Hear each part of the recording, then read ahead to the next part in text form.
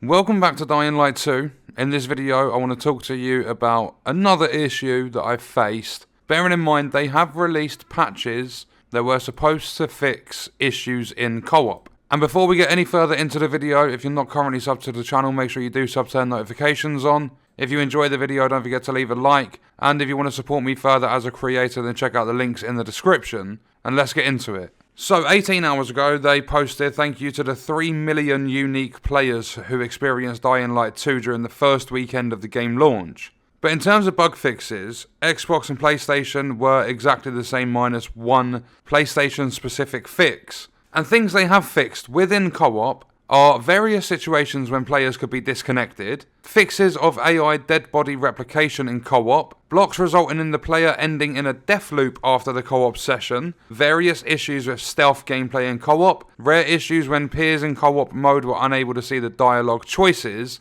Then there are a bunch of other fixes they have made. However, jumping into co-op, it actually let me play, so that makes a change, that's a positive. I jumped into someone's game. We played for around 20 minutes.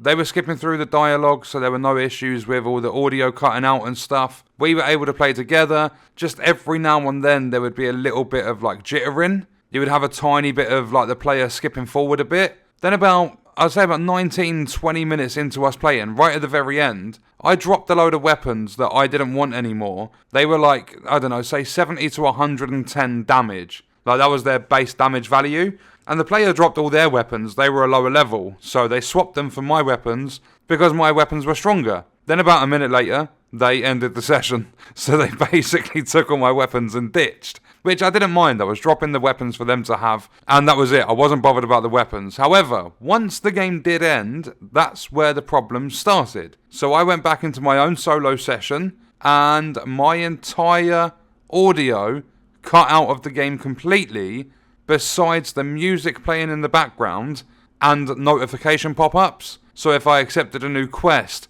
if I don't know, picked up an inhibitor, it would pop up saying, you've now got a skill point available. So apart from that, all the like subtitles and everything did not work. Zombies didn't make any noise or anything like that. The entire game audio actually broke.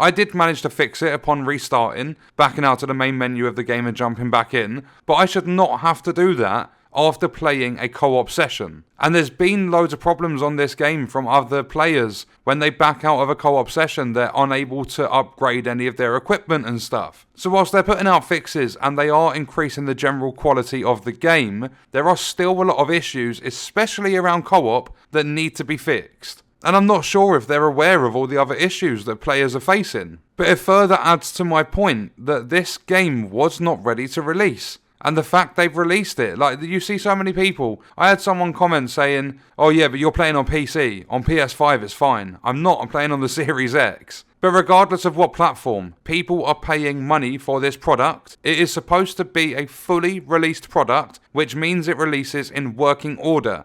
And a lot of the stuff, like even if it is simple just to back out to the main menu and go back in, it's still something you should not have to do. You give them money, you purchase the game, your game should work. I don't know if any of you will remember to maybe 10 years back when they did like midnight releases. You'd go to a game shop and you'd pick up your game at midnight, and that was something to actually be hyped about because a lot of the time, or at least some of the time, the games would work right out of the box.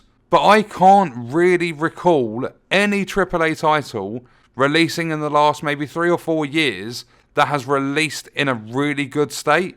And that's whether the bugs are minor or not. I mean, these games, like some of the ones that I picked up from midnight releases, everything worked on them. There were maybe a couple of minor bugs here and there, but that was it. Each and every single AAA title, maybe besides 1 or 2, release nowadays with a lot of bugs. And people can say, yeah, but over time it's going to be fixed. They haven't waited for their money, so why you got to wait for your product to be fixed? Any other line of work and people slack like game developers do nowadays, and you're out of a job. And I know publishers push and they pressure, they want these releases out fast, but doing it like this is not the way to do it.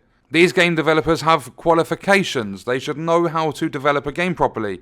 And if it's a big, ambitious open world, if there are a lot of issues, which there has been in Dying Light 2, take the delays necessary to make it better.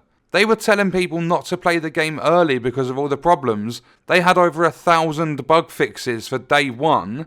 Why were them bug fixes not implemented before? Why did it take them so many years to pick up on just them bugs? Because there's a lot more in the game. The coding was never done properly, there were a lot of issues, and it's not fair to the consumer to have to put up with this.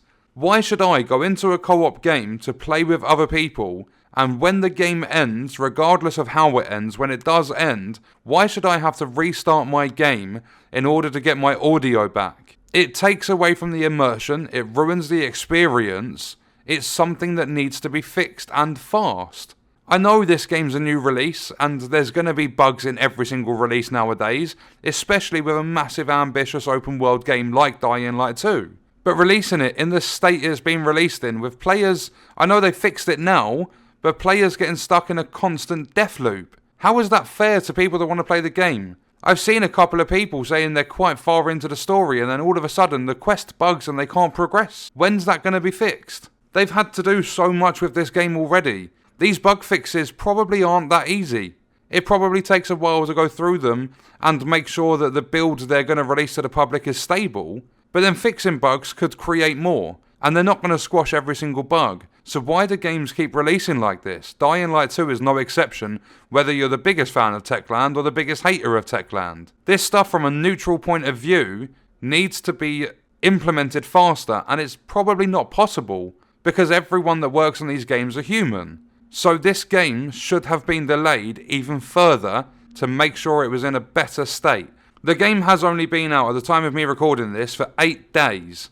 I believe the game should not have released until the fixes that were released, yesterday now? They should have been put into the game and that stuff fixed before they released it. Their game testers, their QA, like every team that's involved in the quality of the game should have found the death loop after the co-op session. But you know why they didn't? Because they never properly tested co-op, and that's why all of the early reviews were told to steer clear of it. Various story blocks. Your testers should be testing the entire story to see if it plays through properly. How the humming noises and the audio cutting out wasn't picked up, that stuff should be picked up. Whether these people are being overworked or not, they should be doing their jobs properly, finding these issues, and they should be sorted. And I know a lot of the stuff is going to squeeze past QA and game testing, but all the crashes, the story blocks, the never-ending death loops, not being able to sell stuff to vendors, issues with music not being muted in streamer mode, that should never make it into the final release of a product, the final build of the game, or what's supposed to be the final build. But that's my issue with Dying Light 2 for today.